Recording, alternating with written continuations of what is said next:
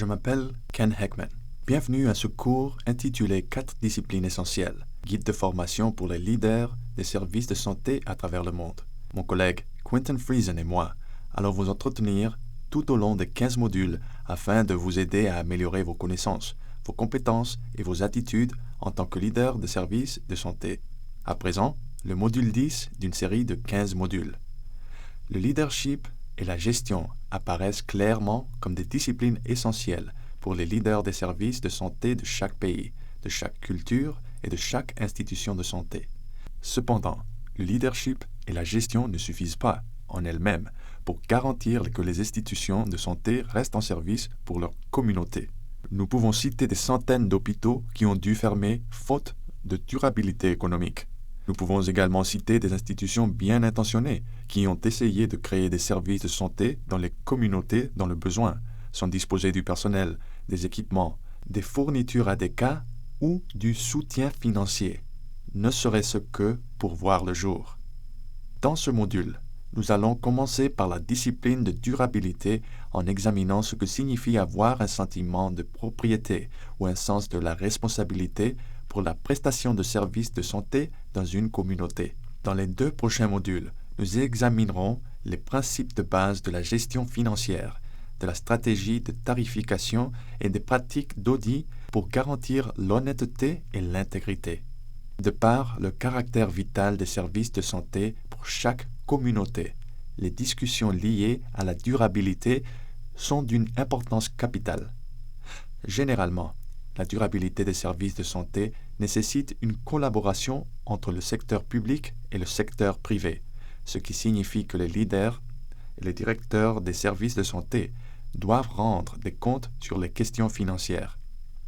Si l'on prend l'exemple des institutions de santé qui ont connu des échecs, ces échecs pouvaient être directement attribuables à l'incompétence des leaders et des directeurs. Dans d'autres cas, les institutions de santé ne pouvaient pas être maintenues en cause des changements dans le marché, du manque de discipline dans la gestion financière et d'autres raisons. Un bon leadership et une bonne gestion peuvent réduire le risque d'échec à travers la compréhension et l'application des principes de durabilité que nous exposerons aujourd'hui et dans les 2 prochains modules. Nos objectifs d'apprentissage dans ce module sont que les participants reconnaissent l'importance de la responsabilité personnelle et d'entreprise pour parvenir à la durabilité, que vous compreniez les étapes du développement organisationnel requis pour parvenir à la durabilité et que vous utilisiez les attentes du marché pour orienter les stratégies de durabilité. Commençons par expliquer ce que signifie avoir un sens psychologique de la responsabilité pour l'appropriation. Dans le livre « Lorsque la charité détruit la dignité », l'auteur Glenn Schwartz nous raconte une histoire vraie vécue dans un village en Amérique latine lorsqu'un groupe venant de l'Amérique du Nord est venu construire un bâtiment d'école. Ce groupe, bien intentionné, a apporté ses propres fournitures et a travaillé avec diligence pour construire un abri simple en une semaine. À la fin de la semaine, ils ont célébré avec les villageois en leur offrant le bâtiment. Une année après, les Nord-Américains ont reçu un message du chef du village qui disait « Le toit de votre bâtiment coule. Venez le réparer, s'il vous plaît. » La propriété de l'école a-t-elle vraiment été transférée aux villageois? Leur réponse semble indiquer un sentiment de dépendance plutôt que de propriété. Ils pouvaient avoir pris possession de la propriété sans pour autant éprouver un sentiment de propriété psychologique ou un sens de responsabilité personnelle vis-à-vis du cadeau. Un état d'esprit de dépendance compromet la durabilité. Pour que les institutions de santé restent en service, les leaders et les directeurs doivent passer d'un état d'esprit de dépendance à un sentiment de propriété psychologique. En d'autres termes, cessez de mettre l'accent sur ce que les autres doivent faire pour vous focaliser sur ce que vous devez faire pour vous-même. Cessez de fuir les responsabilités ou de rater des opportunités pour assumer la responsabilité personnelle pour les ressources et les opportunités. Cessez d'adopter l'approche facile, confortable, à faible risque pour se montrer courageux et prendre un certain degré de risque calculé. Cessez de blâmer les autres pour renforcer vos capacités et inspirer les autres à se réunir tout en assumant leurs responsabilités personnelles pour la résolution des problèmes. Les leaders doivent entretenir un sentiment psychologique de propriété. Les institutions prennent sur elles la responsabilité de ces leaders dans une certaine mesure. Ainsi, les leaders qui entretiennent la dépendance peuvent conduire leurs institutions de santé à leur autodestruction. D'autre part, les leaders qui accordent de l'importance aux services de santé durables au profit de la communauté feront tout ce qui est en leur pouvoir pour inculquer un sens de la responsabilité personnelle à chaque niveau de l'institution, chez chaque employé et au sein de la communauté. La responsabilité personnelle cultive la responsabilité d'entreprise et il revient aux leaders et directeurs d'entretenir des comportements, attitudes et valeurs qui garantiront la durabilité de l'hôpital, de la clinique ou de l'institution de santé. La propriété psychologique est une fondation importante pour la durabilité. Mais pour qu'une institution de santé reste en service sur le long terme, les leaders doivent comprendre les 3 niveaux de développement. Chaque institution commence par un état de dépendance, dans lequel elle dépend du transfert de fonds des sources externes, telles que les gouvernements, les fondations privées ou les banques. Avec le temps, elle devient autonome en générant des frais pour des produits et services qui ajoutent de la valeur aux vies des personnes. Si cette étape est franchie avec succès, pendant une assez longue période de temps, l'institution passe maintenant à la 3e étape, l'indépendance. Une institution complètement indépendante peut être capable d'utiliser les revenus en intérêt de ses réserves pour prendre en charge les dépenses opérationnelles. La durabilité est comme la croissance. Au début de leur vie, les enfants dépendent des autres. Au fur et à mesure qu'ils grandissent, ils acquièrent des compétences pour se prendre en charge, servir les autres, ajouter de la valeur à leur vie et construire des réserves. Si l'âge adulte est traversé avec succès, ils peuvent prendre soin d'eux-mêmes à la vieillesse, réduisant ainsi leur dépendance sur les autres. Regardons de plus près chacune de ces étapes et appliquons-les aux institutions de santé dans les cadres pauvres en ressources. La plupart d'institutions sont au départ dépendantes du financement initial provenant d'une agence qui leur est externe.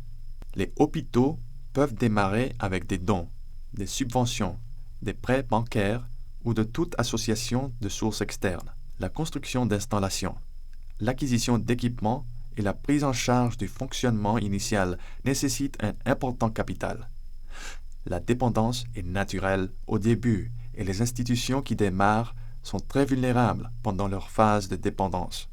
Si les donateurs venaient à prendre leur intérêt ou si les banques gardaient leurs prêts, l'institution peut échouer avant même d'être sortie de la terre.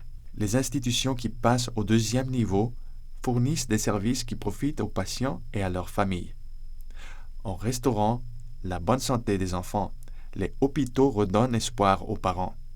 En restaurant la bonne santé des adultes, les hôpitaux permettent aux travailleurs de retourner dans leurs champs, industries, magasins et bureaux pour gagner leur vie et de prendre soin de leur famille.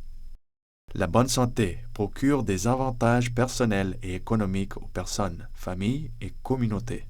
Les institutions de santé qui quantifient la valeur de ces retombées économiques et utilisent les informations pour la planification des services qui coûtent moins cher que les retombées économiques sont en bonne voie pour acquérir leur autonomie financière. Lorsqu'elles fournissent des services qui ajoutent de la valeur aux vies des personnes, ce que nous appelons les services à valeur ajoutée, à des coûts inférieurs aux retombées économiques, elles peuvent non seulement rester actives, mais également évoluer. En Amérique latine, j'ai entendu parler d'un simple moyen d'estimer les retombées économiques des services médicaux. L'on m'a dit qu'une visite chez le docteur équivalait à peu près au salaire d'une journée de travail.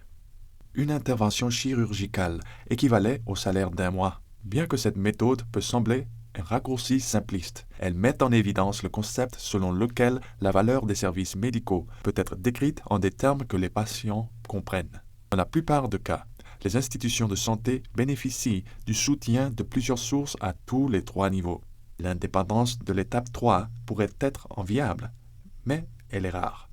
Celle de l'étape 2 représente l'espoir le plus réaliste pour parvenir à la stabilité financière et une durabilité sur le long terme. Les institutions de santé doivent d'abord employer toute leur énergie et leur attention à faire tout ce qui est leur pouvoir pour développer leur autonomie afin de réduire leur dépendance aux ressources externes et à la philanthropie. Les institutions de santé doivent répondre aux besoins de leur communauté. Ainsi, la compréhension des attentes de la communauté à l'égard de l'institution peut permettre la mise en place de stratégies rationnelles favorisant la durabilité. Il serait ridicule de construire un hôpital coûteux à l'occidental dans une communauté pauvre et s'attendre à ce qu'elle soit durable. Les hôpitaux et les cliniques doivent refléter les réalités économiques de la communauté afin de maintenir un équilibre qui peut favoriser la durabilité. Voyez une communauté saine comme un tabouret à 3 pattes. Les communautés sont interdépendantes sur 3 institutions sociales, l'éducation, les entreprises et les services de santé. Toutes ces 3 institutions sont nécessaires pour la survie et la prospérité de la communauté. Les écoles doivent enseigner les gens à devenir des membres productifs de la communauté. Les entreprises emploient ces personnes et créent des produits et services à valeur ajoutée qui enrichissent la vie des personnes. Les institutions de santé permettent de maintenir la bonne santé des enfants afin qu'ils puissent apprendre et celle des adultes pour qu'ils puissent travailler, ce qui complète le cercle d'interdépendance. Ainsi, les institutions de santé peuvent parvenir à la durabilité en comprenant clairement ce que demandent les marchés. La taille, la portée des services, le taux de croissance et la capacité financière doivent tous refléter les réalités de la communauté. Les leaders et les directeurs des services de santé doivent être des élèves permanents de la dynamique et des tendances de la communauté à travers des questions telles que: quelle est la vitesse de croissance de la population? Quel sera l'impact des mouvements migratoires sur la taille de l'institution de santé? Quel sera l'impact de la fidélisation sur notre institution? Si les gens s'attendent actuellement à recevoir des soins dans les grandes villes où ils effectuent d'autres achats, comment se fera la fidélisation de ces personnes aux services locaux? Si les guérisseurs traditionnels ont joué un rôle important dans la prestation des services de santé, quel accueil sera réservé à la médecine dite moderne?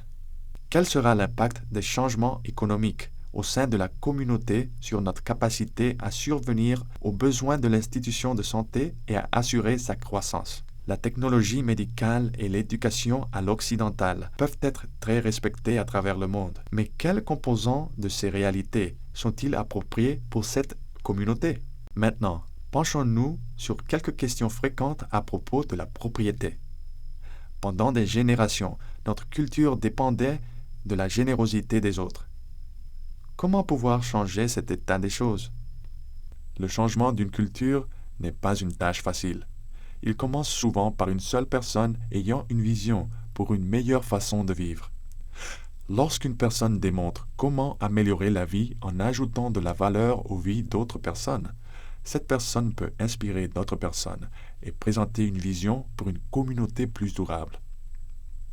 Il faut beaucoup de courage pour penser et agir d'une manière qui semble contraire à la culture, mais pensez aux exemples des grands leaders tels que Nelson Mandela.